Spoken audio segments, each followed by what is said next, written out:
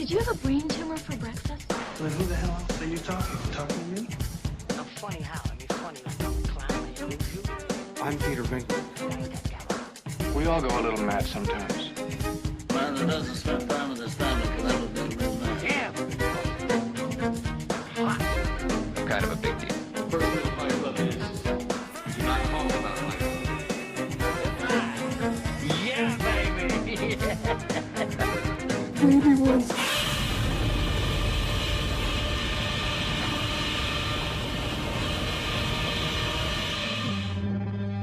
You want answers? I think I'm entitled. You want answers? I want the truth! You can't handle the truth! If they were that bothered about Pestered, Yeah.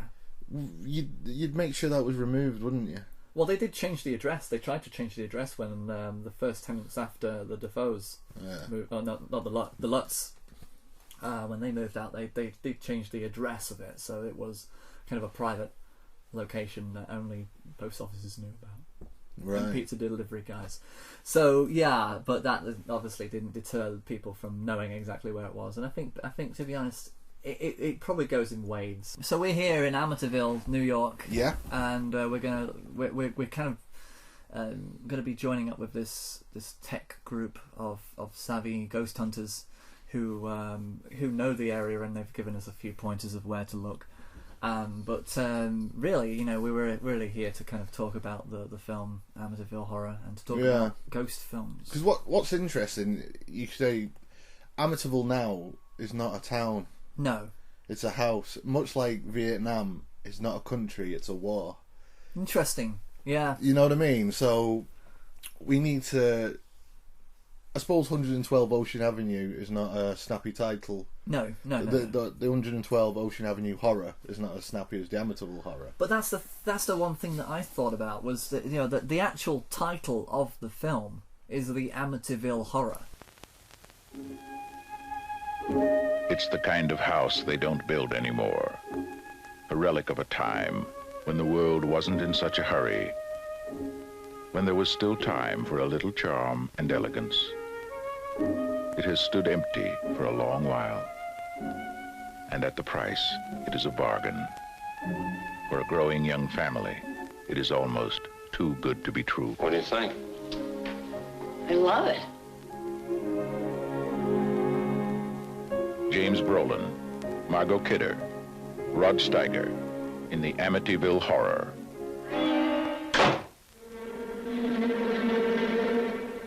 God's peace in this house. Get out!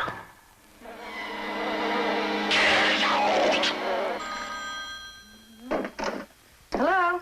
Hello, Kathy? Father Delaney, there's something very important.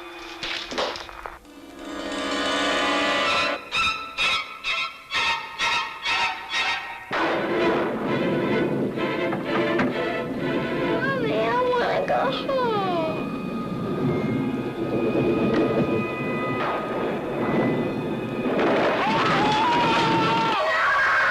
What do you want from us? What's all going on?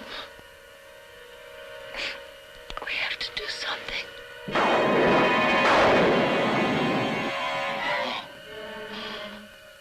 I'm coming apart! Oh, Mother of God, I'm coming apart!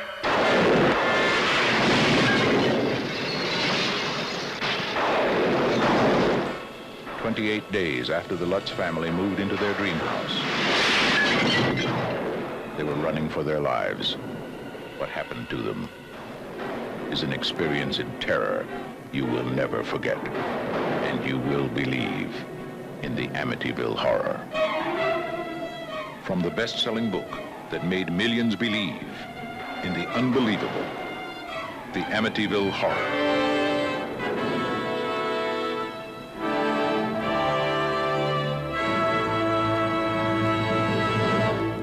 Yeah. Like Haunting in Connecticut, it has quite a big ground to cover. Yeah, Connecticut is quite a large Massive. place. But if you put it down to Amityville, then you're literally saying that there is this house and it's at the centre of Amityville and this is where it's going to happen. I don't think the location was for Poltergeist. There was no specific location for that house. No. Or that Indian burial ground. Other films, The Exorcist, and we know it's Washington DC, but there's no specific address in the title or any way in the film where people can actually just go and find it. And obviously, it's going to be on some sort of a map when you get there because it's an attraction. Yeah. But another thing, I like that you mentioned The Exorcist, because one of the main things I like about The Exorcist, it's in the middle of a city where all this is happening. Yeah, she has neighbours next door, but no one can help. Yeah, it's exactly. this incredibly bizarre paranormal event is happening in the middle of a bustling city, and I suppose with the Amityville Horror, yeah, it's not like a huge town. It's a small town, sea town. Yeah, it's a very a different town. It's a seasonal town. Yeah, I'd say that it'll be like dead as a dodo in winter, and I don't know when the actual events took place. If it was a seasonal thing, there's a lot of rain in the film. Yeah. A lot of rain. Yeah. So what? All right. Specifically, then the film. Yep. What do you think? What do you make of it? Let's talk about the film and then talk about the actual story. Yeah, I like. There's a switch on there. That's just a motion sensor. We're in a house at the moment, and we're kind of. Is this not a ghost detector though? Did I not just pick up a spectre that what? Don't worry about it. We're not. That's what we're supposed to be looking for. Ghosts at this house in Amityville that's fine. not 112 Ocean Avenue. It's okay. We're good at this shit. We'll be fine. We'll catch them later. It's not as if it's an isolated incident. Yeah, trying to find ghosts, and then we get actual evidence, and you ignore it. There's no such thing as evidence. It's only data. You should work on Most Haunted. You should. But yeah. The film. I enjoyed the film. Yeah, absolutely. I liked. Is it James Brolin and Margot Kidder? Yeah. Who every time I look at her and I hear her voice, I always think, yeah, that's Lois Lane. Lois Lane. Yeah. She hasn't been in a lot of movies where she went nuts, didn't she? I think she had maybe a nervous breakdown. I'm not sure, but maybe it's kind of like the Carrie Fisher thing, maybe where substance abuse. I have no idea. I'm just guessing. I seem to remember reading that she like turned up at someone's house in like underwear or something, and she was very. I think she had a nervous breakdown. And again, what always happens is people say, "Oh, it's because she did that." Because of the Amityville Horror, yeah. Like the little kid had a poltergeist. She died, and they say, "Well, it's because of..." Nothing to do with a rare genetic disorder, no. No. No. Of course, then you got Twilight Zone. Vic, whatever his name is, gets massacred with a helicopter in a stunt. Actually dies on the set. Of course, it's cursed. The Omen. The Omen was massive. About this. The Omen was actually massive when it comes to curses. That have you seen that documentary about The Omen? I've not. Well, I've got the Omen DVD, and there was a piece about it. About the car accident that happened and they were exactly 666 kilometres away, wasn't it? From the house. I mean, it's a huge coincidence. It is. But coincidences happen all the time. But then, if you measured all the different things on that day, maybe the temperature was 6.66. You know, maybe the speed that they were going was clocked in at 66.6 miles per hour. Yeah. Maybe they'd left the house 66.6 minutes ago. Yeah. Or they were. There's so many things you can find that could instantly be. I'd done a gig, and I was driving home, and I'd just got home, and my mileometer went to 666 miles. Yeah. So I went around the block. Years later, I was watching QI, and Stephen Fry said, "Well, what's the number of the beast?" And everyone was like, "Oh, 666." And he said, "Well, no, it's not." They found an older transcription, and it turns out the number of the beast was 616, not 666. Yeah. So it's been wrong all these years anyway, so it doesn't matter. It's a fixation on a number, and what are numbers? It's a concept that we kind of devised ourselves. Yeah. Numbers. I mean, not that we can't say that we invented numbers. You know, quantities are a thing that can only be manifested if there's I mean, do cats count how many biscuits are in their bowl? I doubt it. Do they count how many enemy cats are in their garden. I doubt it. No. You know, they just say, "Well, lots going on out there. I'm not going to count. I'm just going to fuck off really quickly." So yeah, I mean, it's something it's a concept that we devised. It's a man-made thing. It's like any superstition, you know, and you know, obviously, superstition does affect people very strongly. It does, and with going back to the Amityville, time is a big aspect of it. The 3:15 in the morning, where he wakes up every morning. 3:15 in the morning, yeah. Yeah, which is the time Witching where... hour. Well, that's allegedly the time where Ronnie DeFeo shot Ellie's family. And that's the time where George Lutz, is it George? Yeah. He wakes up and at 3:15 in the morning. To be honest, Lutz sounds like, you know, I know we haven't talked much about the film yet, but George Lutz sounds like a guy who, when he moved into that house, he knew exactly what had gone on. I think it's rubbish that he hadn't been told. Yeah. I think he was obviously well researched. He's able to write books, for heaven's sakes. Well, they even say in the film where she's like, "Oh, I'm not sure about moving into this house," and he says, "Well, come on, walls don't have memories. We're getting this house for such a bargain price. Let's move." Yeah, exactly. And I think he's purely just cashing in. That Lutz guy is just purely cashing in on an idea to sell books. I don't believe his story. Well, apparently though, 3:15 in the morning is an antichrist time, because allegedly Christ was crucified at 3:15 in the afternoon. Right. So Satanists use 3:15 in the morning as like the anti-time against Christ. Antichrist. Ah, right. So. Wow, they got that down to the minutes, even though they can't agree as to what Jesus looked like and whether dinosaurs are in the Bible. But yet they know it was 3:15 in the afternoon. Wow. What was his last supper? His last supper? What did he have? He had fish and chips. That sounds good enough to me. I believe that. Yeah. I'll take that to my grave. Well, when it turned up, it was just bread and water, but he turned it into fish and chips. And vinegar. Yeah. That's where the wine was. Yeah.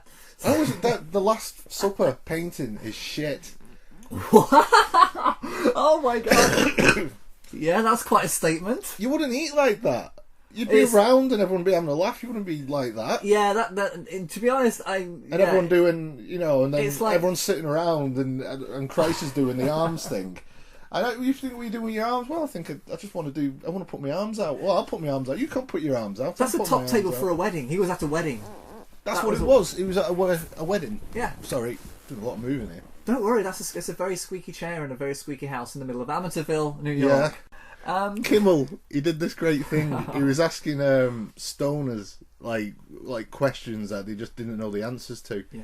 And he went up to him and says, "Name 4 Renaissance painters." He's like, "No man, I don't know any about that." He goes, "Name me 4 Teenage Ninja Turtles: Leonardo, Raphael, Michelangelo, Donatello."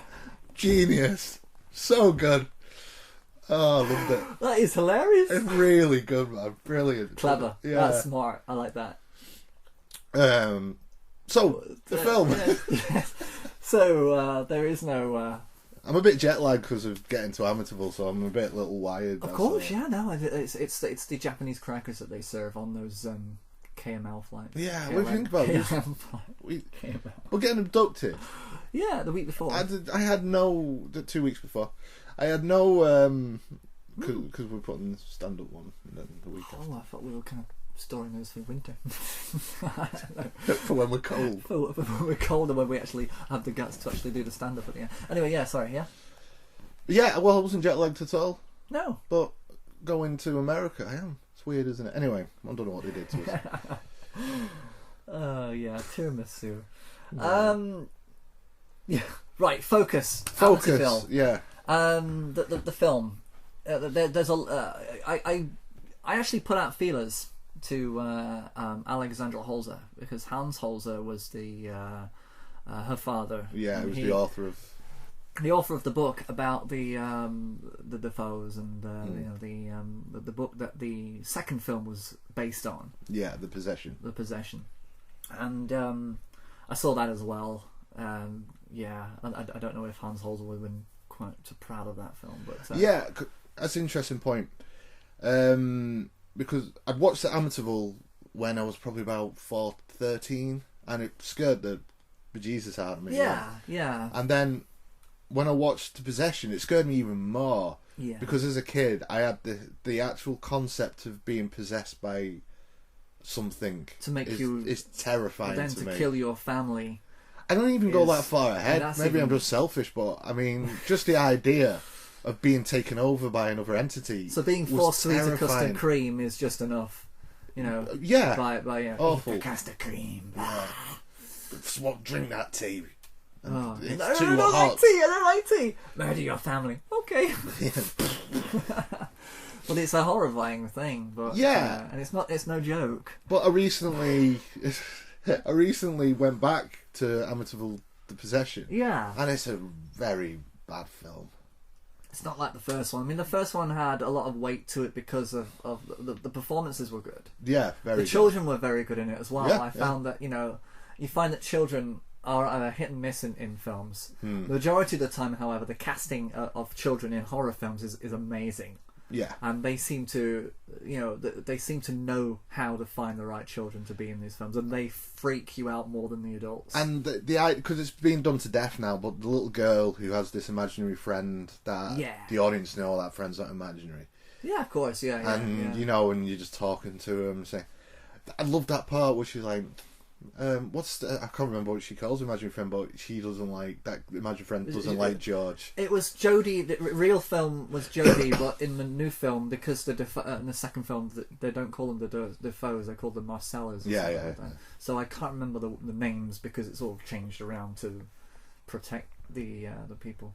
I guess they just didn't have the rights to the name. But but it is freaky. And the film, it builds perfectly.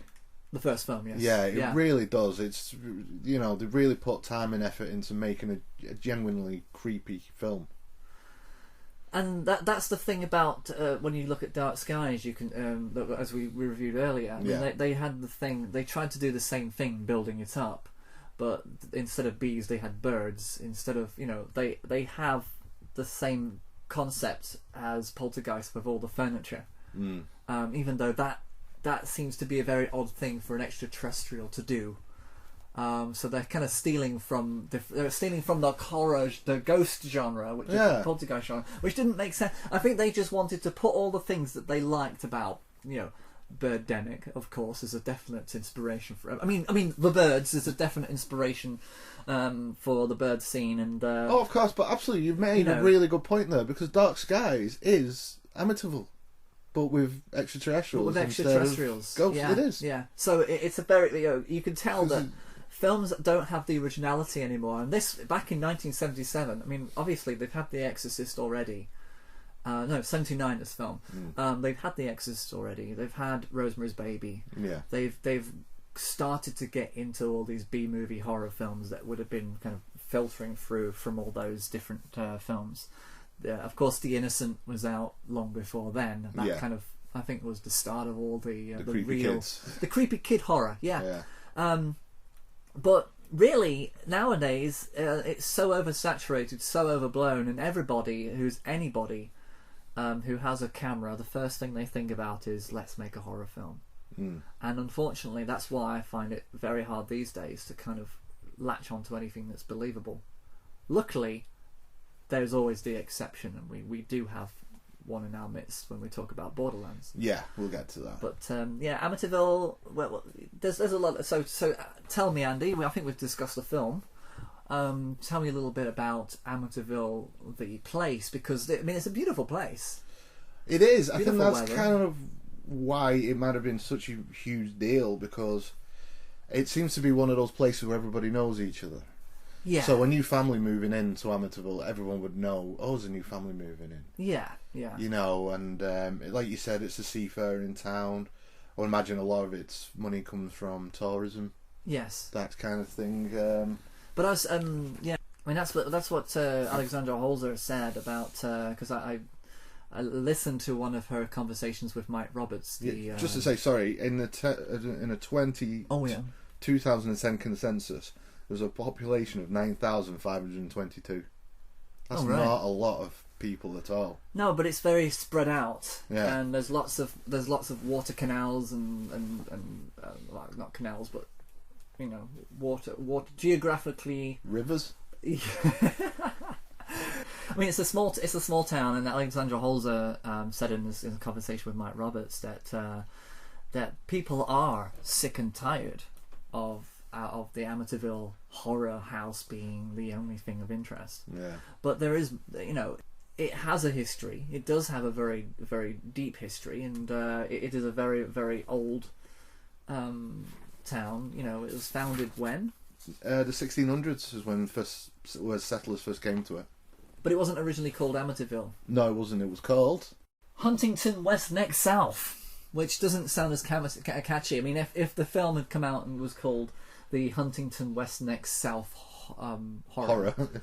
Then it probably wouldn't have been as... But then, that sounds like a town. Amityville sounds like a house, I guess. It sounds like a community. Yeah. It sounds like Pleasantville, Yeah. Anything with Ville makes you think of picket fences and a nice place. Amity is the reason why it was called Amity, because they were having a conversation about what to call it. Was that the whole reason, or did somebody say we could do with a little bit of amity because there was a lot of amity means cooperation, I think. It's a bit of, maybe they watched Jaws. Maybe that was it. Yeah. But the year before, no, that wouldn't have worked. But Amityville is a tourist destination. Yeah. But it has been ever since the 1900s, even before the Amityville horror, which makes me curious why it was chosen. I mean, the Defoes, of course. That was the reason why it was chosen, because Defoe is good. I mean, there are murders in houses all across America that must have been, where someone goes nuts and murders their family. I mean, it happens.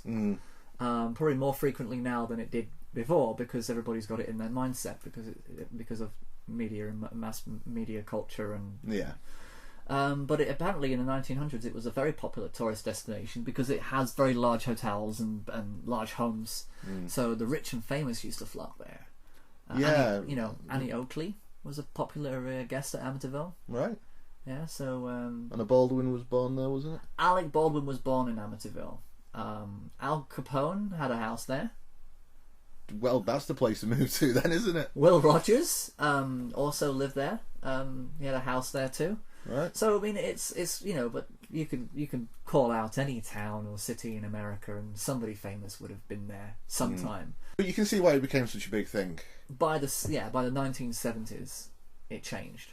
Yeah. Because of the book. The book and the film obviously changed everything, and apparently, the neighbours are sick and tired of people coming over and taking bits of the house. Apparently, they steal a piece of the house. Just to take it home with them, or drunks would often be found lying in the field shouting obscenities at the house. Really? Yeah. Wow. But apparently after about 1987, about a decade later, it calmed down a bit. But apparently neighbours are quite hostile when people come and say, "Oh, I want to come and have a look at the house." But I suppose you're going to move into a house that's so notorious. Yeah. You're going to have to accept that. Yeah. And I'm sure that people move into a house, get it at a reduced price because it comes with that. Yeah. And I'm not saying, it's right. I'm just saying to... Yeah. You know what I'm saying? I know exactly what you're saying. It's basically, if you're going to be, if you're going to be there looking for a house that's in Amityville and you choose that house... You've got to expect it. You've got to expect it. Imagine living in that house.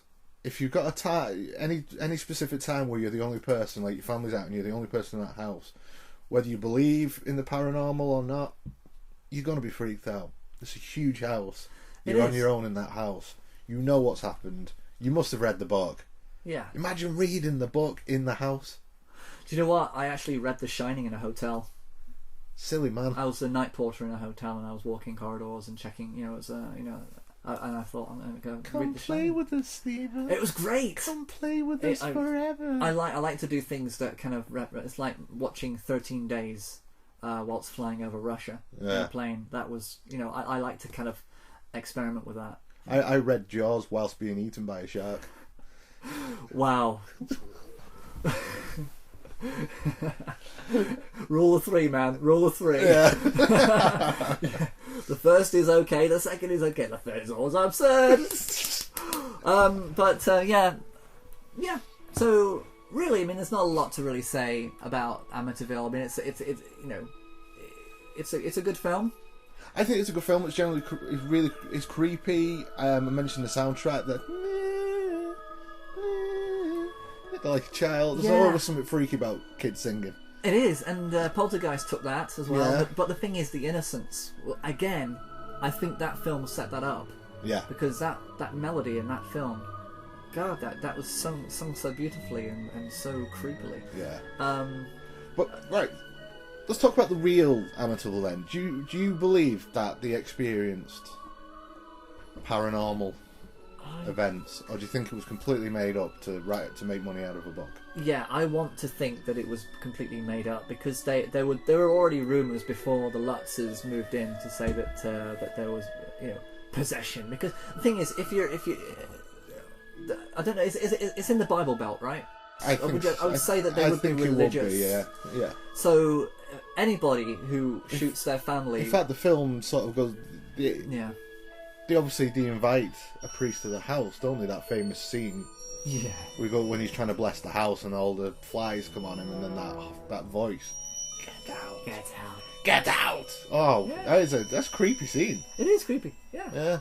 And that's it. I think that as soon, you know, if you actually took religion away from it, then nobody would actually make the connection with possession.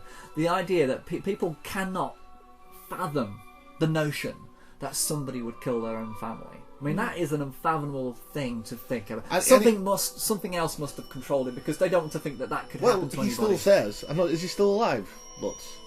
Yeah. Yeah. But he's just said that voice in his head told him to do it. Schizophrenia, perhaps. Yeah. You know what I mean? But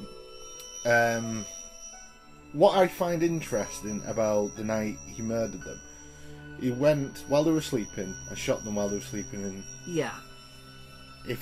No matter how big a house is, you're gonna get waken up by a gunshot. One gunshot, somebody would have heard it. But everyone stayed asleep. Yeah. They were all shot in the bed. Unless he shoots his gun a lot at night. Yeah, and maybe. They kind of thought. They woke up and God, he's shooting me again. What a silly. Yeah. Let's go back to sleep. Maybe he was just, you know, maybe there is a lot of I don't know. I just find that interesting. Yeah, that there might have been some sort of a sedative involved, maybe. Perhaps. Have you ever heard anyone question that? I don't think so. But it's very interesting, because I can't imagine not waking up after hearing a gunfight. Yeah, a gunshot. You know, because that you know, I wake up to the sound of a cat walking across a piano, and Yeah. You would.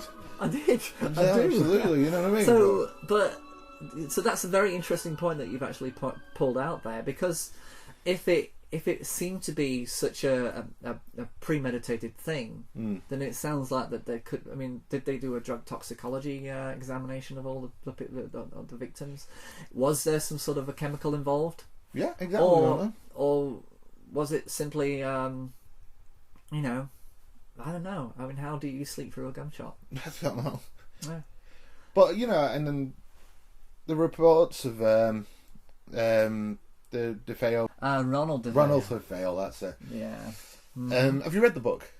I haven't read the book. Yeah, I suck at reading books. I know somebody who would have read the book who... It's okay, but... Well, yeah, there's reports of him waking up and his wife is literally levitating. Right. And he had to pull her back down. It looks her face, and her face was all distorted and stuff, and things like that were happening, allegedly. To the DeFeos. And that's the DeFeos, yeah. Facial distortion is kind of like, you know, it's it could be a manifestation of his own mind. Of course. Because he seems to be the only person in that house who was going crazy at the time. Yeah. If there was something else going on, wouldn't other people feel it? Wouldn't they be experiencing things? Well, everyone were apparently experiencing something. Yeah. Look at them, they look like a happy family. Well, they were happy until they moved into that house. Yeah. So what was it? Because they only lived there for, what was it, about a week? They managed? And then they had to move out? The Lutzes. Yeah. Yeah. And I mean, that's a hell of a price tag to buy a house. And then leave. So, did something happen, or was it just... Did he think, well, let's do this, there's an opportunity. I mean, I can't imagine that you can't move into that house without having some sort of a sense of wow, this is amazing. But then to be the kind of person who does do interviews, it's like Travis Walton. He's very affable, very present. He's very okay with the media. He's very out there. Conventions. He's always signing things. He signs things from the film Fire in the Sky and his book as well. Yeah. And the same with the Lutz. They seem to find fame and fortune very comforting. Yeah. And very natural. It's not as if they're timid or shy or don't want anything to do with it. For my money, I would have believed them if they just didn't want to be spoken up to or didn't have a book, wanted everything to just go away and wanted to be left alone. That to me smells like somebody who actually has experienced something in fear and actually isn't trying to make anything from it. Unless they're just thinking, well, this happened to me. I've had a really bad time at this. I deserve to make some money out of it. So I don't think there's anything particularly wrong with that. Yeah, there's nothing wrong with it, but and then you got the demonologist who worked on the case. Yeah, who was she was famous. Forgot her name. Warren. Lorraine Warren. That's it. Yeah. Who keeps coming back to the house and using the house as a part of it. She won't go into the house though. No, she's been into that house, and she says the stuff that she experienced in that house, and how she felt she will never go in that house ever again. Okay. Now whether she did Ed go in there? Ed Warren. I would imagine so. Yeah. But she didn't. Because they all went to. No, she went into the house, but then would never go back in ever again. Okay. You know what I mean? It's so difficult to know. Yeah. Like I always say, you've got what they say here, what the naysayers say over there. Somewhere in the middle is the truth. And whether the paranoia, we thought we'll buy this house and it's so cheap for what it is. Still expensive, but for what the house is, we'll buy it. It might be just what they wanted, right by the but water. Then the actual paranoia that someone was shot in the creeks start to take over. Financial problems start to make him paranoid. He starts to become this irritable, wired. Yeah, he hits the kids that he's never hit. He's never been like that before. Yeah. But in the film, I love the scene where the walls are bleeding. It's always good in a film. Walls bleeding, and the doors are all smashing, and he's like, and I've always any film that's centered around a dog, you've got me. And because they get off and they have to go back for the dog, and you're like, no, don't go back in the house, but he goes back to save the dog. Well, it's like Ripley going back to save the cat.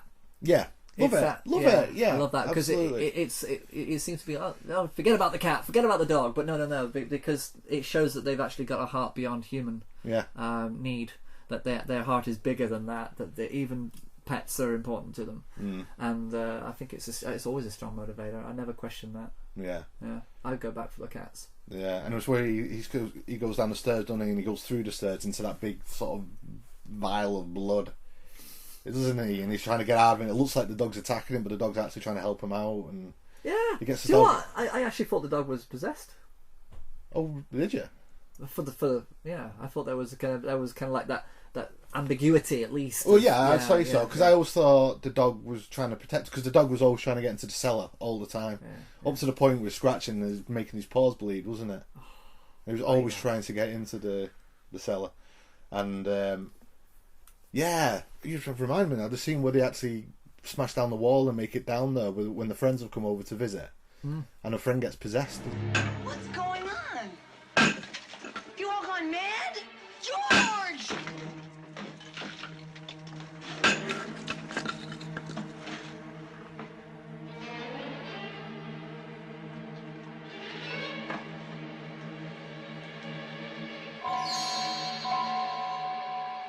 Come and go through here.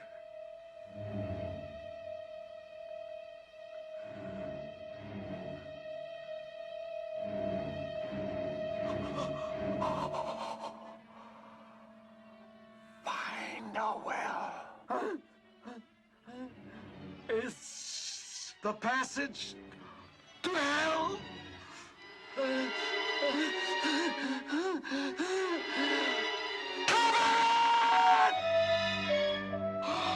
She's like quite psychic and she feels presence. Yeah. I remember the intuition. Yeah, and she gets slightly possessed, and yeah. So Andy, yes. Before we go off the subject, we need to give Amityville a little bit of a campaign, shall we? Yes. Okay. So we have different reasons to come to Amityville. Different reasons to come down to Amityville. Yes. Okay.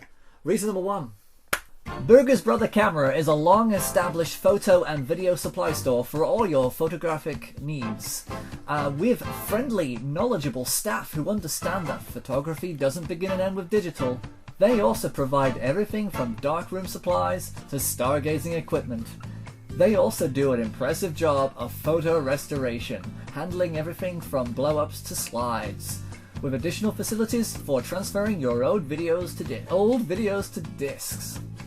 Burgers Brothers is located on Main Street off Broadway, Amityville, and if you were in any doubt, let me tell you now, these guys know cameras. Hey Andy. Hey! Why does the word dinghy have a silent H? I don't know. Well, that H is for hooray for the dinghy shop!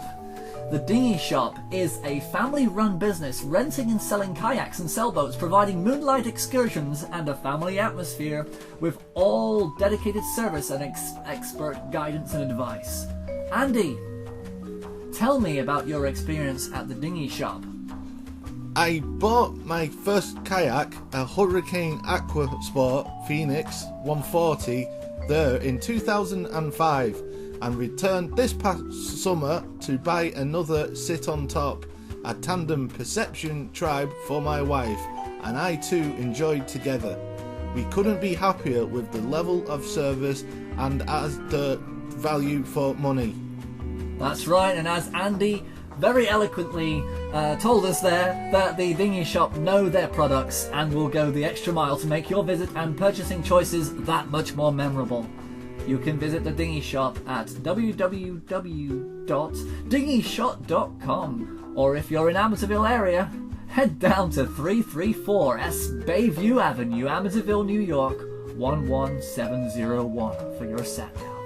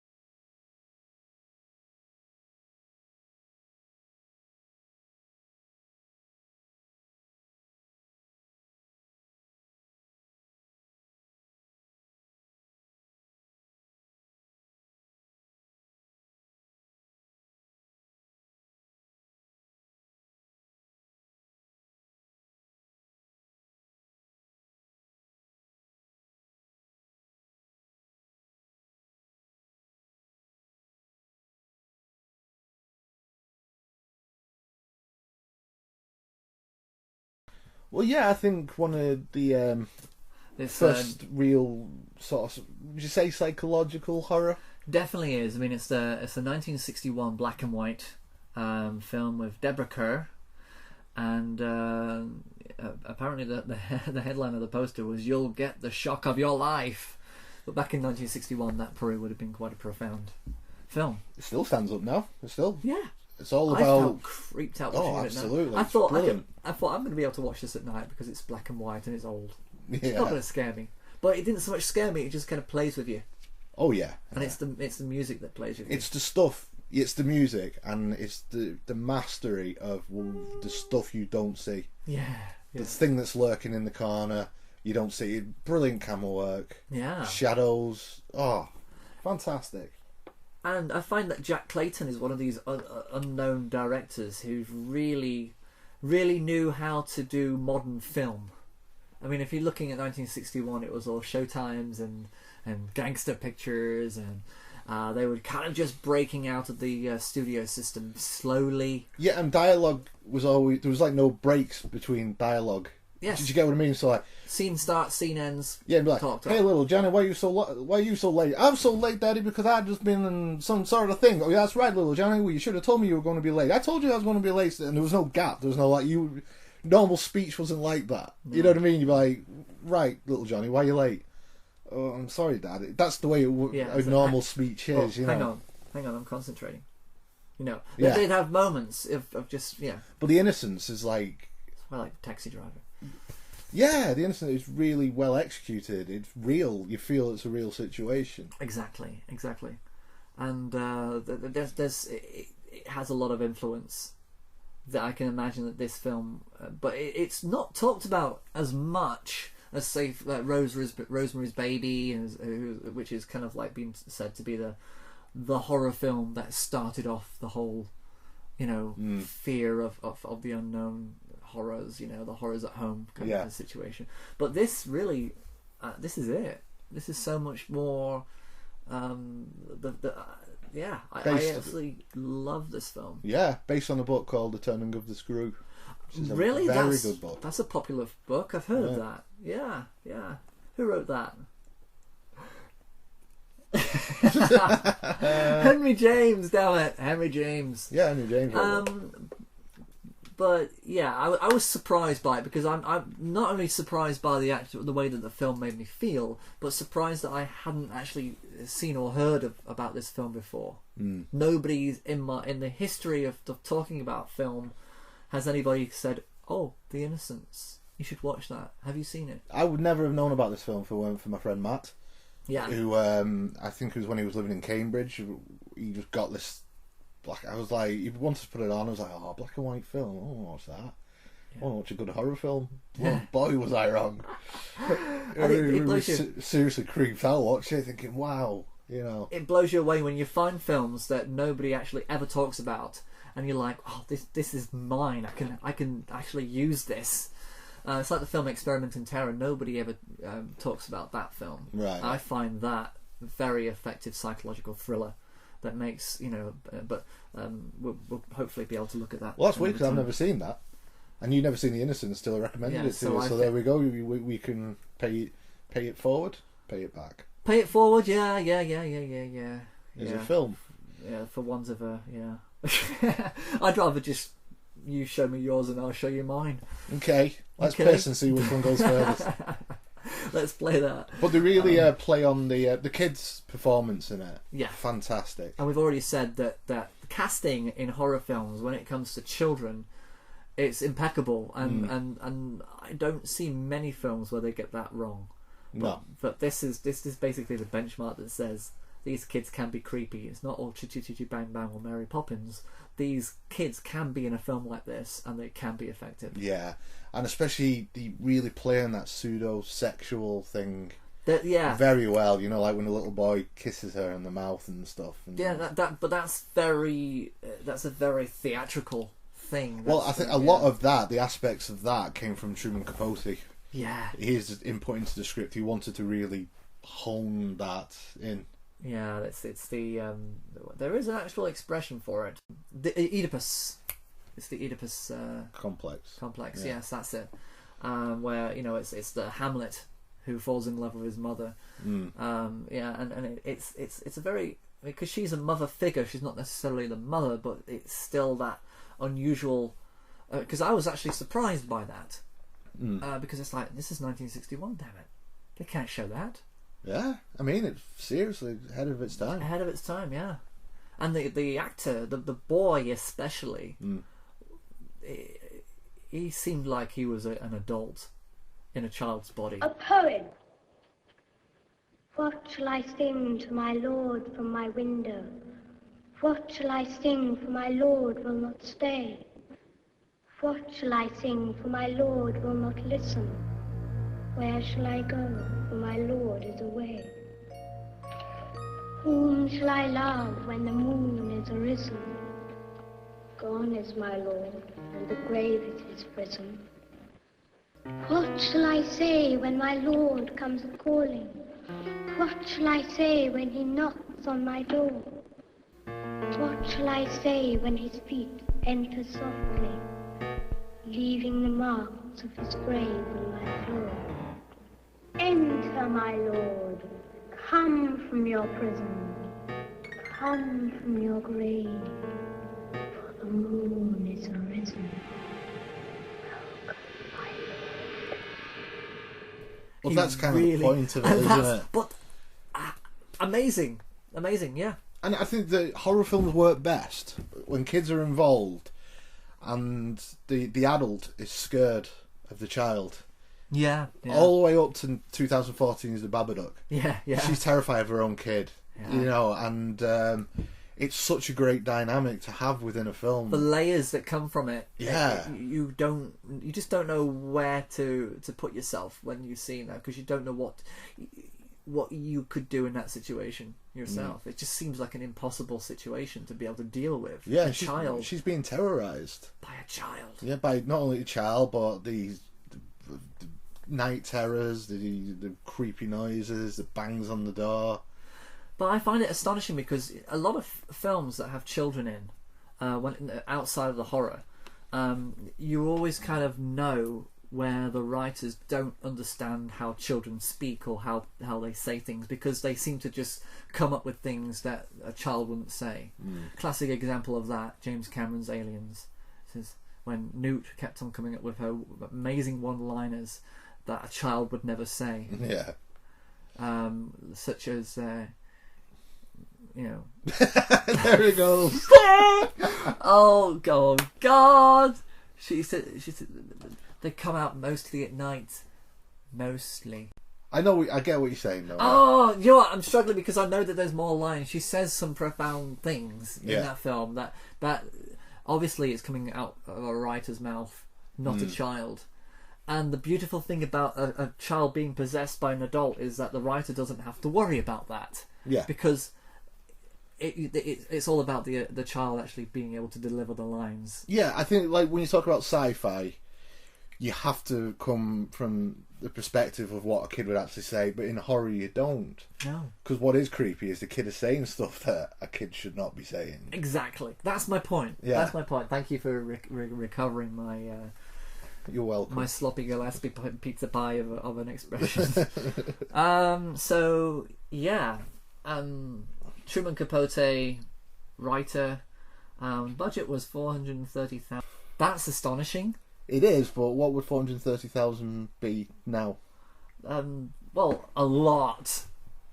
Because it wouldn't be. You could buy a house for £50 back in those days. Come on, that's like 50 mortgages. It only made 1.2 million. Well, it doubled its money back. I kind of get the feeling that is quite a high budget film. Like I kind of feel like a lot of that money probably went to Truman Capote for writing. He was only part of it. He wasn't the main writer. No. He was additional dialogue, like you say. He handled the okay, but there's a lot of writers involved actually. 3 writers, sorry, a lot. But would you say that this The Innocents paved way for this style of horror film? The Omen, The Exorcist. Oh, well, I don't say The Exorcist, but I mean the haunted house, the thing that you know's there but you don't see, and the creepiness, the way it builds. The Haunting came about. The Haunting was that 1963? So yeah, definitely The Haunting came off the back of that film. Yeah, and no children in that one, I don't think. I think they're just young adults. So, yeah, but that's the possessed house. They probably just felt inspired by the Innocents. Yeah, the idea of things being seen in the corner and then you flash back and there's nothing there. Yeah, I love the lady in the lake. The lady in the lake. Yeah, you know, she looks and you can just see it in the distance. A really creepy imagery. Yeah. Such a great film. So I think that certainly is a precursor to everything that kind of follows. With horror film, there seems to be like a 20-year recycle. Yes. Do you know what I mean? So you'll get like 20 years. They don't do it immediately like they do with superhero films. Yeah, like John Carpenter, like he would say that he's inspired by Hitchcock. But now, 20 years on, people saying Amber was inspired by John Carpenter. Do you get what I see mean? what you mean. Yeah, the actual influences. Yeah, the influences sort of like recycle themselves. For horror. For horror, yeah. For horror, and maybe sci-fi. Yeah, maybe. To a certain extent. But I think that's probably because people who are interested in horror as a genre for making film, it's the most, like I say, when you're a student, you get a camera, the first thing you want to do is to make a horror film. That's all of the student films that we had, apart from mine, because I wanted to do film noir and I was in love with the film Chinatown at the time. Everybody wanted to do Friday the 13th, Halloween, that kind of thing, slasher movies. And I think that it's one of those things that if first time you get a camera, you start to learn the craft. And I think that with the horror convention, it's harder to sell right off the bat. So I think that because it's such an accessible thing as a young adult to get into, that they probably then kind of go into film school and then do the educational thing first before they come out at the other end and start to kind of get serious about it and realizing that the thing that they love the most is that horror thing that got them into it to begin with. I think it could just be a kind of a state of process. And yet, you don't get kids growing up thinking, I'd very much like to make a Hallmark movie about two loving couple who have problems. You don't do that, so therefore there's a different pathway for people to get into that kind of thing. Yeah. I don't know if that makes sense, but I kind of, Yeah, well, yeah. You don't remember the directors of Hallmark films, do you? They're not the sort of people that like you go, oh, who made that? That was good. Yeah, but he remade Santa Fell in Love with Me. Santa Fell in Love with Me too. Yeah. And the remake of Santa Fell in Love with Me with more obvious actors. Yeah. But that's kind of what I'm saying is that maybe it's just because the horror genre is more transparent and obvious. And it's one of those things where it appears the director is almost more important than the actors. Yeah. It's like John Carpenter's releasing a new horror film. I've got to see that. Wes Craven's. Yeah, you know what I mean? But the actors generally tend to be starter-uppers because horror is a starter-upper genre to go into serious stuff. Every actor, Johnny Depp was in Freddy the Krueger. Yeah, Freddy the Krueger. And Jamie Lee Curtis was in the Halloween. Yeah, Halloween. And Kurt Russell, of course. Fox and the Hound. I mean, horror is a kind of a thing that you kind of start off with. It is, but again, Kurt Russell ended up being sort of his muse, Carpenter's muse, because he ended up using him for, obviously we've got, he was in Big Trouble in Little China with him, which is a completely different character than he is in The Thing. Yeah, because Kurt Russell is kind of a person who doesn't want to go and doing the same thing every time anyway. No. I like that about him, that he actually try different things. I think Kurt Russell's a real talented guy. He's a character who, when I see him, I kind of think, oh man, we're safe. Yes, we're good. Yeah, we're okay. I'm on board. Yeah, absolutely. Look at me. I'm on board. I've got my tray table in an upright position. I'm going. Woo! So yeah. I'm happy with that. The idea that Innocence is definitely a groundbreaking film, and everybody should watch it as a part of their education for film noir, dark horror. I mean, it stands up to this day. It's still very creepy. It's under your skin. That kid is the girl. Not so much the boy. The girl with the singing, yes, but the kid. If you look at that performance at the end when he is literally just possessed and he's manipulating her, saying all that, and that is a performance. Yeah. He's fantastic. You don't just get any kid to do that. It's a perfect film. It is. Love it. So watch that film. It is reet good. It's reet good. So what else can we talk about while we're here in beautiful Amateurville?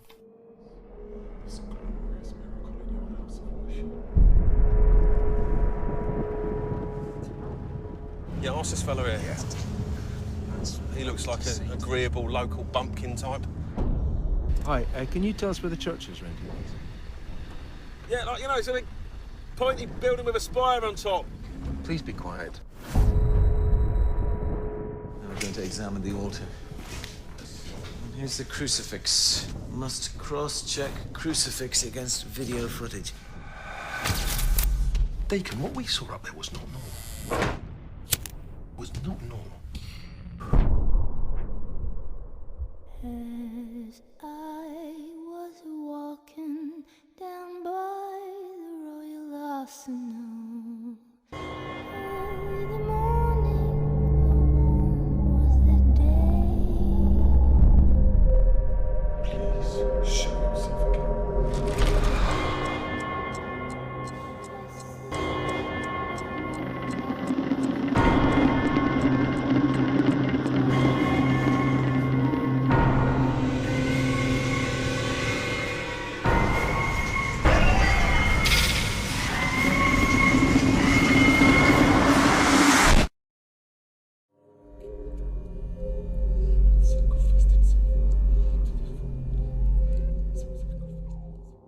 It's called Borderlands. Borderlands, yeah. Which I think is an interesting film. It's based on a priest has basically said there's miracles happening in this church, and the Vatican send a team to research this alleged miracle. Mm-hmm. And it's a point of view, sort of POV style filmmaking, Blair Witch style filmmaking.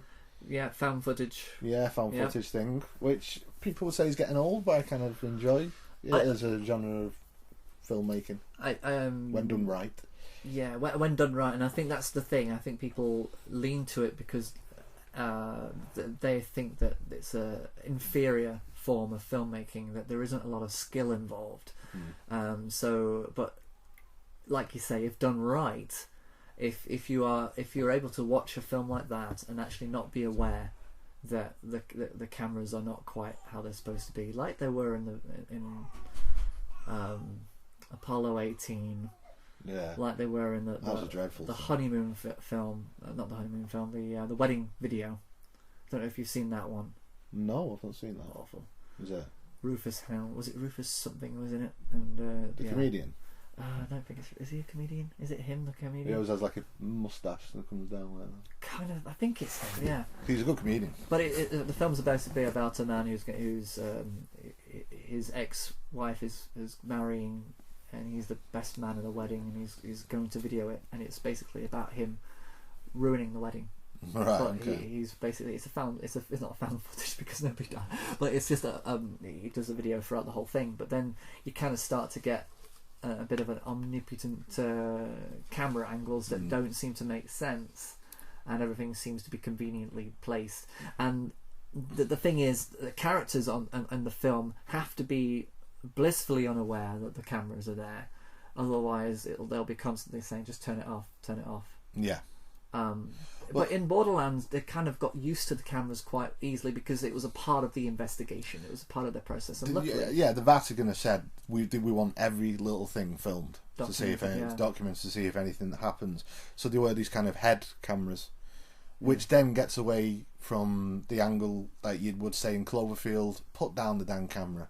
Yeah, you don't need it. Put it down because they don't have to because it's attached to the head. Yeah, exactly. That's a clever move. It is a clever move, and I think that films like Cloverfield had the challenge to kind of try and figure out how to make it. I mean, every single step of the way. So how can we justify the camera being in this scene? Whereas this one, it's all set up specifically for that purpose. Yeah, and I think the characters are real characters. Yeah. You've got the tech guy who is annoying and who's like pretty much every tech guy I've ever met in my life, and full of it, full of himself, blissfully unaware of how obnoxious he is. Yeah. And he's a real character. There's people out there like him, you know. And then you've got the actual weathered researcher, Irish bloke, and he was quite. It's quite a refreshing character actually to see somebody who is a little, he kind of balanced it. Yeah, he was the balance between the two characters and the more likable one between the two. Oh yeah, definitely. So yeah, I mean, I'm not afraid to say that I found the tech guy really annoying and I wanted to punch him. It's kind of the point of the character, I think, though. He exactly. The amount of tech guys who are like that. And do you know what I think it was? I think that he, as a character, realised that I think he plays to the cameras. He plays to the cameras, so he wanted to be switched on all the time. He didn't want to be boring or subdued. He wanted to kind of constantly make jokes, bad ones too, which are very hard to write. Bad jokes. I think when you're a good writer, it's very hard to write bad jokes. But this is another film that, like, when they go to the church is really creepy. And they deal with that well, I think. Very isolated as well. There's nothing around it, but apart from animals. That's and it. And kids with hoodies. Kids with hoodies. Yeah, that was my favourite scene. I'm sorry, but my favourite scene was when he turned around, went back to that hoodie and clocked him one, because it kind of made me think, wow, everybody's wanted to do that. Well, there's a scene in it where they're in the house and then they hear the sheep like crying, so they run out into the field and they find the sheep that's on fire. So he puts the sheep out and then he does a mercy killing, doesn't he? The Irish bloke. And the tech guy, I think that's when things start to get a bit real for the tech guy, because he can't believe he's just done that. So so later on they've come back from the church, they've had a few drinks, and as they're walking past all these hoodies, and all the hoodies go bah, bah, to provoke him, and he just walks over and lamps him. It's brilliant. It's a great scene. The reaction from the kids as well was like, one of them just watched it thinking, I'm not going to get involved. Oh my god, that just happened. And it was great. It was a really good clock. But what's good about introducing these hoodies, and obviously, the hoodie's doing something very extreme. Yeah. That when the Archbishop has said, "There's nothing going on here. Yeah. We're leaving tomorrow," and the Irish guy is convinced there's something going on, he goes back on his own. At that point, the vicar who was saying that there was miracles happening at this church has subsequently killed himself, hasn't he? He sort of jumps off the steeple. Yeah. So as he's walking in the dark back to the chapel, he keeps seeing the cloak of the vicar, and he's actually shouting out to him, because he's called Criggle, was it? Oh, do you know what? When he said Crilly, I kept thinking he was saying Father Crilly. Father Crilly, exactly. It's not Crilly, it's Criggle, but it must have been done on purpose. I thought he was, because when he actually arrived in the town, he said to that town bumpkin, he said, "We're looking for Father Crilly." And I thought, Father Ted reference. Okay, you can give up now. You can stop doing that, tech guy. But then apparently it was something like that. Carilli, there we go. But it was a great thing, because what was his name? Well, when he actually finds the Father Criggles, or whatever his name was. Crilly, yeah. Why don't I just call him Father Crilly? Yeah, all right, Father Crilly. When he finds it, he blames it on the kids. He thinks it's just the kids messing around, not some paranormal thing. But that helps. I think that it helps us, because we want to have that division of is it happening, is it not happening, and what is happening is always the question, because we don't know. We know that it's more than just a possessed church. Yes, but we don't know what that is, and to kind of say straight away, spoilers. I mean, do we want to tell them, or should we kind of what we think?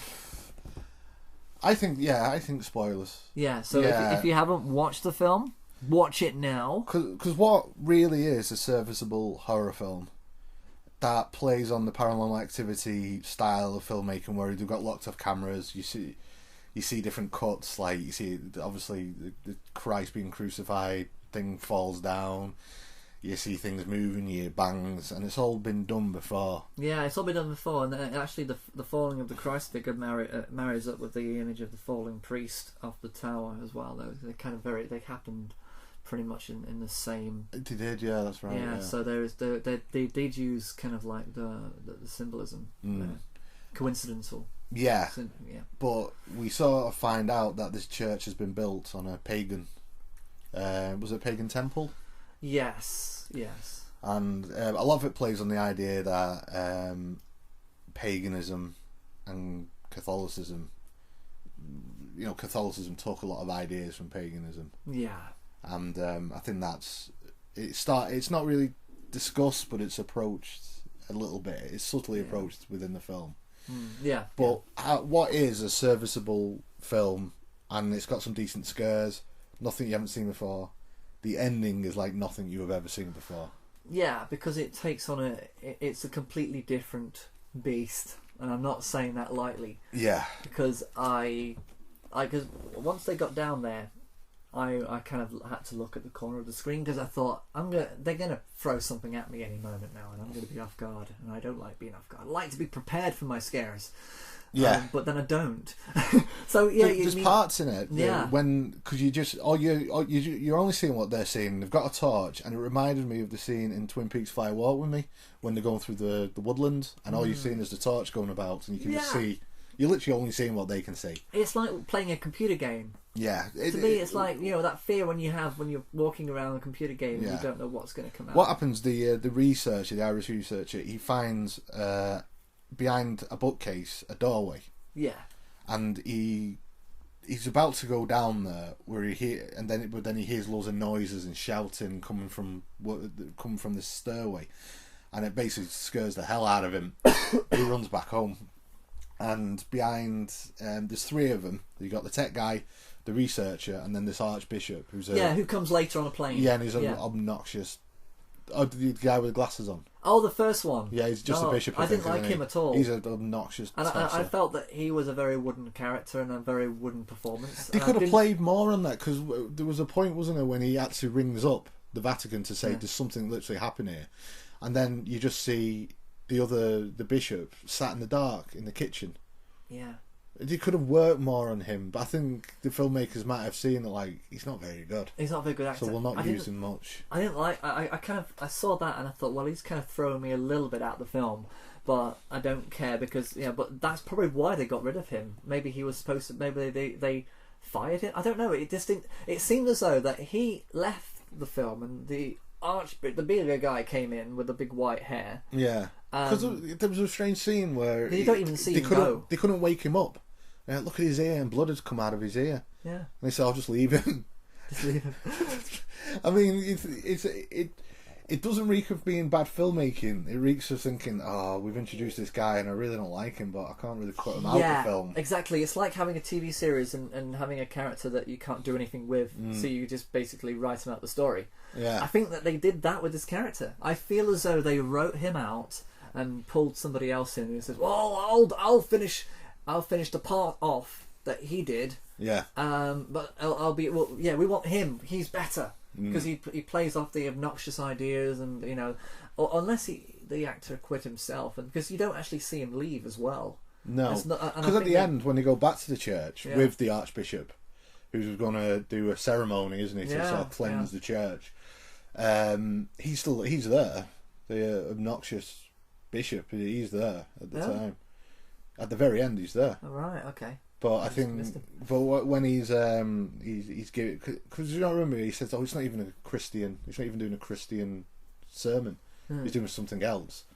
And then obviously, whatever the demon is that dwells there, sort of there's a huge sort of smash, isn't there? And they all end up on the floor, and the archbishop goes down that corridor, and that makes the tech guy and the Irish sort of researcher have to go down there and find him. And that's why they end up in this underground sort of pagan temple. That's what's bizarre is that at any moment they could have just said, "Okay, we'll just wait for him to come back." But then they felt. I mean, I can understand why the one that we like. What was his name? Dexter. I think so. Daryl. Denver. Data analysing life film. It's called The Final Prayer in America. Deacon. Of course it was Deacon. Yeah, Deacon. That's why, because he's Scottish. He's not Irish. He's Scottish. Deacon. Of course, called Deacon. Blue. Deacon Brody. Deacon Brody. Deacon Blue. So yeah, Deacon goes down there, but the other guy, Gray, doesn't need to. But he ends up going down there as well, and even though he's the tech guy, I don't see why he went down there. Okay. I'll tell you why you're going down there. Yeah. Because some huge paranormal event has just happened. Okay. Are you going to stay in your own in that church, or are you going to go down and strengthen numbers, my friend? Strengthen numbers. They're going down there to get to the archbishop and get out of there. Maybe he thinks that it's that easy. That it's just going to be a room and that's it. But that's the amazing thing. It's like he's being pulled. It's almost as if he's being threaded in, and he's like, I don't want to be here, but I'm still going. Yeah. It's almost as if there's a pulling for him. And they keep seeing the Archbishop, don't they? In the Like corner, and it's like at the bottom of a corridor, so they have to squeeze down a corridor, and then he's not there, and they'll see him move again, and they're trying to run, saying, "Come back! What are you doing? What are you doing?" Yeah. So let's get to it. The end of the film, they end up going into this like tight enclosed. Yeah, it's almost like a small cave. Yeah, it's like a but small it's cave. kind of a rounded cave. It's kind of and then what happens? They get to it, and it's closed off at the end, but it's like a hole that sort of breathes a little bit. And they're saying, "Oh, it's a dead end. We need to turn around." So they turn around and they like say, and then the tech guy's like, "Oh, this is closed in. We're closed." And then like acid starts dripping on them, which I'm thinking is like stomach acid that starts to devour them, starts to consume burn them. their skin. Yeah. So they've literally gone into the belly of the beast. That what they've gone into is actually a demon. There's some sort of beast that basically eats them, devours them, sacrifice, and the cycle of ritual is complete yet again. Yes, and I have never in my life seen a film end like that. Yes, we might have to watch The Wicker Man just to kind of see how because it's films about sacrifice could be quite an interesting one, because this one is very. I sat there and I thought, what is going on? And my brain couldn't quite get around it. I couldn't quite get around it. I thought, hang on, are they in some sort of a kiln? Yeah. And that they're being pumped in. I thought they were literally in an oven to begin with, and they were going to start bursting into flames and get cremated. But no. This, and then it kind of just dawned on me. They are inside. They're inside a stomach of something. We don't know what. And it's incredible. It is. It just made what was. It justified. What made a decent, workable, found footage horror film into something that, my God, I would not. I'm not. What? Now I'm guessing that the signal that they had wasn't actually recorded on the device. That the data was actually being sent live onto a recorder. Yeah, because it doesn't matter. Okay, all right. I don't think you need to think too much about that. Because if you do that, you're going to drive yourself crazy. Yeah. Okay. I don't care about the possible technical flaws, but because it sold the idea of it being wireless. They didn't have a. Yeah. I mean, imagine if they had a clunky camcorder. It probably would have been dropped nearby. We would have just seen a static image. Yeah, keep thinking about that. They're in a church in the middle of nowhere. There doesn't seem to be any electricity working in the church, but somehow they can plug those lights in and have radios working. And I do have a question, actually. The Blair Witch. Yes. How many days were they away for in the Blair Witch? Were they lost for? It was like 5 days, is it? 4 or 5 days? Right. Their batteries lasted. Yes. I'm surprised that for 5 days that they were constantly recording everything that happened to them. And their batteries. That's my only question about that one. I'd like to do one on the Blair Witch. Yeah, maybe. It's a really good film. Definitely. But we'll kind of spread our horror things out in between things. I think it's a good way of doing it. Yeah, I just like how we love horror. We love horror. We love film. Sci-fi. We love comedy. Yeah, we love. Yeah, we probably. We should actually challenge ourselves and make ourselves do chick flicks just once. No. That'll be a solo podcast. I'll be on my own. I'll be called Frame by. Or just by Frame. Yeah, by Frame. By Frost. By Frame. Okay, so yeah, I'm really impressed with Borderlands. You should definitely watch it. And, well, I know we just spoiled the ending for you, but really, if you hadn't watched it already, then you're an idiot. I'll put it on the poster. Watch it, or you're an idiot. Yeah, I've seen it twice now, and that ending is still. Even if you know what's going to happen, it still just takes you by surprise because you just can't believe they've thought of that. That you go because it's done so well. They do go through some tight caves, and it's almost Descent like claustrophobia. Yeah. And then but done they're so in the well. stomach of something. I wonder how things would have happened if this film was not made for British audiences. I mean, Mark Kermode loved it. He did. He absolutely loved it, and he actually stood there. He wasn't able to actually describe it because he couldn't. It was this thing that you couldn't quite describe, and until now I actually haven't been able to describe it myself. But how it would have been made if Michael Bay made this movie? Oh, God. You knew it was coming. We've got to end on this. Come on. Do I have to do one? Yeah. Okay. Michael Bay. Right. Okay. Borderlands. Borderlands by Michael Bay. We're on the border of Mexico and America. So we're literalising the metaphor. Yeah. Okay. Mark Wahlberg plays an FBI agent who's tasked with literally murdering the devil. The devil is hiding on the border of Mexico and America in this little cave. Not in a church. Not in a church, it's in a cave. Religion is not good for Michael Bay. No, Michael Bay doesn't like that. He doesn't want to offend. He's right-wing Christian. Maybe it's a whorehouse.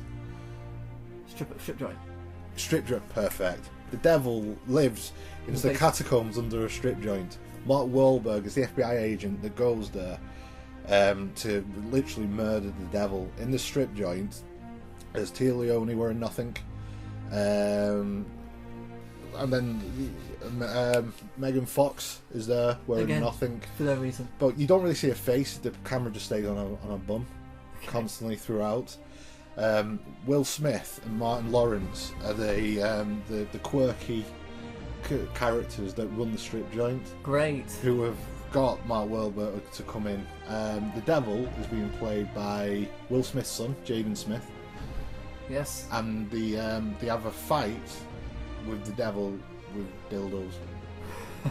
And he ends up murdering the devil by literally putting a huge dildo up his bum that goes into all his internal organs, and he dies. Okay, and he just bursts. He just bursts into money and Pepsi cans.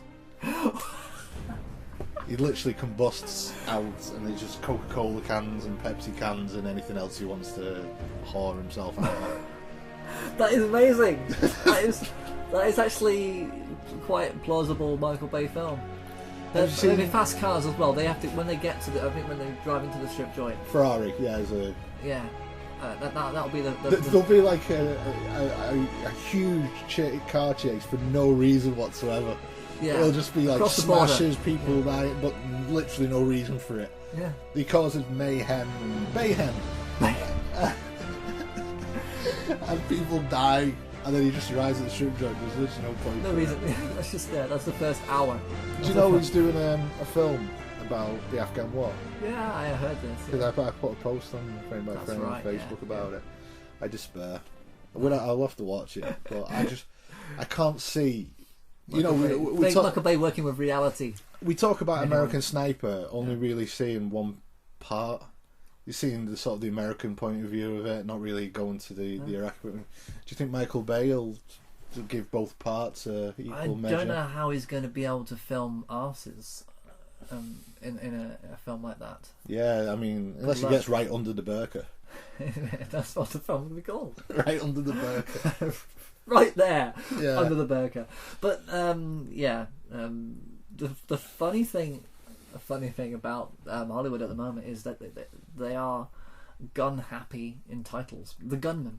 Yeah. Another film. American Sniper. I mean, Resurrection. It's just odd that they can't leave the guns alone. It's like a child being told to stop playing with it. It'll fall off. That literally happened to me. Yeah. Yeah, I played with it too much. It just fell off. Got gangrenous and fell off. I'm not ending there. No, we're not ending there. But I'm okay. I'm happy with your Michael Bay film. I'm happy with the films that we've looked at. I'm very disappointed that the paranormal investigation group that was supposed to be joining us tonight on this thing never turned up. Apparently we're in America and we're British, so they'll turn up at the end. Ding dong. Yeah. One thing, just to end on, how long have we been going for? 1 hour and 19 seconds, but that's good for us. The remake of Amityville Horror, because obviously we have Amityville, we've had Amityville 2: The Possession, Amityville 3, Amityville 4 Dollhouse was a Dollhouse of the Amityville house, which is I've seen them all, and they're all workable ghost spooky films. They just do it, and it's like whatever. Let's find out if let's bring this full circle. Did Michael Bay's production company do the remake of Amityville Horror? Let's put the two things together. Produced by Michael Bay. Look Andrew at that. Thornbrand Fuller. Right, there we go, ladies and gentlemen. I can't believe we actually had a legitimate reason to mention Michael Bay. There you go, ladies and gentlemen. He remake. produced a remake of the Amityville Horror, which didn't need doing, and is a very bad film. So there we go. It's not good at all. It's all in your face, nothing subtle about it, just like Michael Bay is. I mean, look at the poster. I mean, he looks like a tiny man, and the house is staggeringly huge, and he seems to be standing in between a pair of legs. Michael Bay. No, you're not ending. You're not ending on the words Michael Bay. So, well, yeah, we've gone full circle for once. There we go. Circle. And I think we actually made a poignant point of view there. It's very touching. Yeah, I'm welling up. Let's get out of Amityville. There's nothing here for us. So, if you want to contact us, you can email us on framebyframe78@gmail.com. You can go to the website at www.roastedportions.com. Yeah. Interested about www. It's easy to say World Wide Web than it is to say www. Or triple W. Triple W. It's like, that's 3 George Bushes. But yeah, that's some of the world soul he doesn't need. So keep it spooky, people. We've got, what's our SoundCloud? Frame by Frame 2. Yes. There's someone else on SoundCloud has Frame by Frame. Not bad. Yeah, Frame by Frame 2. Yeah. So we have a sequel.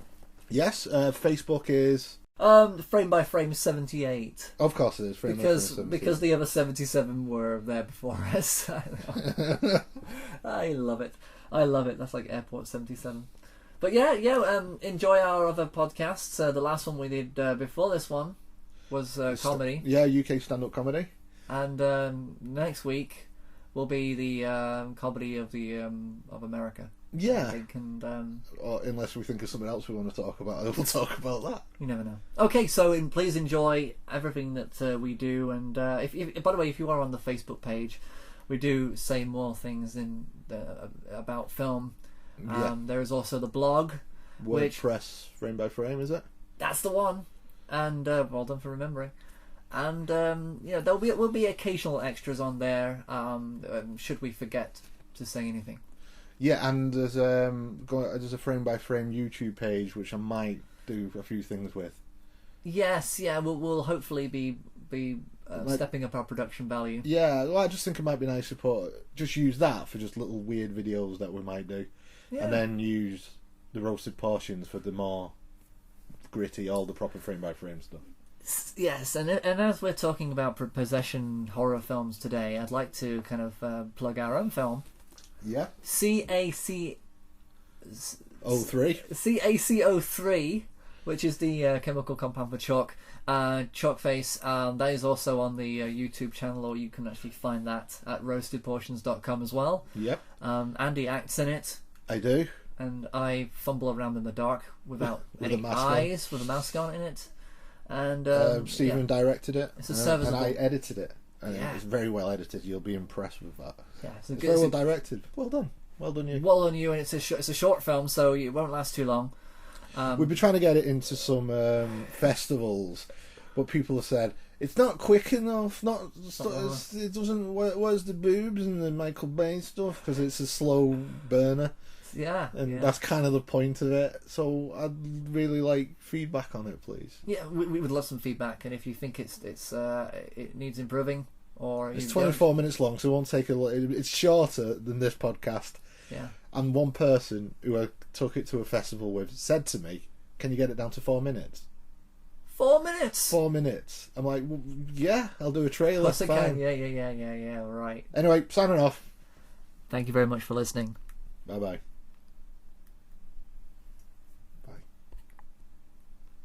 Shall I stop it there?